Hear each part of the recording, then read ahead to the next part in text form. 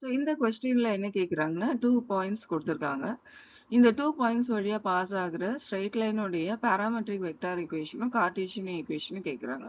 அது மட்டும் இல்லாம இந்த ஸ்ட்ரெயிட் லைன் XY பிளேன்ல கிராஸ் ஆகுற பாயிண்ட்டும் கேட்குறாங்க. ஸோ அதுக்கு ஃபர்ஸ்ட் ரேஷியோ எடுக்கணும். Direction ratio of the line passing through the given points நம்ம இந்த ஃபார்முலா யூஸ் பண்ணணும்.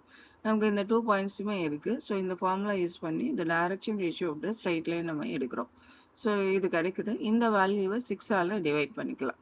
ஸோ இந்த பாயிண்ட் தான் இது. இது ஃபர்ஸ்ட் பாயிண்ட், இது செகண்ட் பாயிண்ட். ஸோ இதுதான் இந்த கிவன் 2 பாயிண்ட்ஸ் வழியா பாஸ் ஆகுற ஸ்ட்ரெயிட் லைன். இது வந்து the direction ratio of the line. அப்போ இதை வந்து பி வெக்டார் வச்சுக்கலாம். அப்போ இந்த ஸ்ட்ரெயிட் லைன் இந்த பி வெக்டாருக்கு பேரலா இருக்கு. அப்போ பி வெக்டாரை இந்த வெர்டிஸ் யூஸ் பண்ணி நம்ம எடுத்துக்கலாம். இப்போ parametric form of vector equation உங்களுக்கு தெரியும். இதுல ஏ வெக்டாருக்கு நம்ம இந்த வெர்டிஸ் எடுத்துக்கலாம், இல்லை இந்த வெர்டிஸ் எடுத்துக்கலாம்.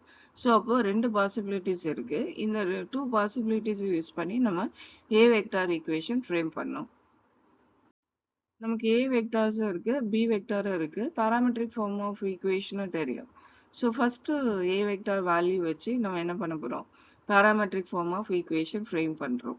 இதுல t belongs to real number. Second A vector use பண்றப்போ இந்த டி வேரியபிளை மட்டும் நம்ம சேஞ்ச் பண்ண போறோம், வேற ஒரு வேரியபிள் யூஸ் பண்ணிக்கலாம்.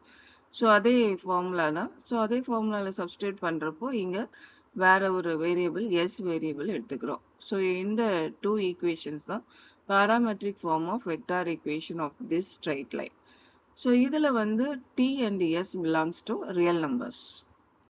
So next Cartesian equation general format தெரியும். ஃபர்ஸ்ட் இந்த வெர்டிஸ் யூஸ் பண்ணி நம்ம இந்த வேல்யூஸ் இதில் சப்ஸ்டியூட் பண்ணோம்னா இந்த பாயிண்ட்டுக்கான கார்ட்டீசியன் ஈக்குவேஷன் கிடைக்கும். அதே மாதிரி இந்த பாயிண்ட்டுக்கான கார்ட்டீசியன் ஈக்குவேஷன் வேல்யூஸ் இதில் சப்ஸ்டியூட் பண்ணோம்னா இந்த கார்ட்டீசியன் ஈக்குவேஷன் கிடைக்கும். நெக்ஸ்ட் இந்த ஸ்ட்ரெயிட் லைன் XY பிளேன்ல பாஸ் ஆகிற பாயிண்ட் எடுக்கிறோம். அதுக்கு ஆர்பிட்ரியா அந்த ஸ்ட்ரெயிட் லைன்ல ஒரு பாயிண்ட் ஃபிக்ஸ் பண்ணும். அதுக்கு இந்த வெக்டார் ஈக்குவேஷன் பாராமெட்ரிக் வெக்டார் ஈக்குவேஷனும் எடுத்துக்கிறோம். ஸோ இதை வந்து கம்பைன் பண்ண போகிறோம். கம்பைன் பண்ணால் நமக்கு இந்த மாதிரி கிடைக்கும். For example -5 + 3t into i cap. அதே மாதிரி எல்லா வேல்யூஸும் எடுத்துக்கலாம். அதே மாதிரி இதையும் கன்வெர்ட் பண்ணிக்க போகிறோம். இந்த ஸ்ட்ரெயிட் லைன் XY பிளேன்ல பாஸ் ஆகுறதுனால Z வேல்யூ வந்து 0 ஆகிடும். ஸோ அதனால இந்த டேர்மை நம்ம 0ன்னு எடுத்துக்கலாம். அப்போ -4 + t = 0ன்னு கிடைக்கும். அப்போ டீயோட வேல்யூ 4ன்னு கிடைக்கும். அந்த டீயோட வேல்யூவை இந்த ஈக்குவேஷன்ல சப்ஸ்டியூட் பண்ணோம்னா நமக்கு இந்த பாயிண்ட் கிடைக்கும். ஸோ இந்த பாயிண்ட் வழியா தான் இந்த ஸ்ட்ரெயிட் லைன் XY பிளேன்ல பாஸ் ஆகுது.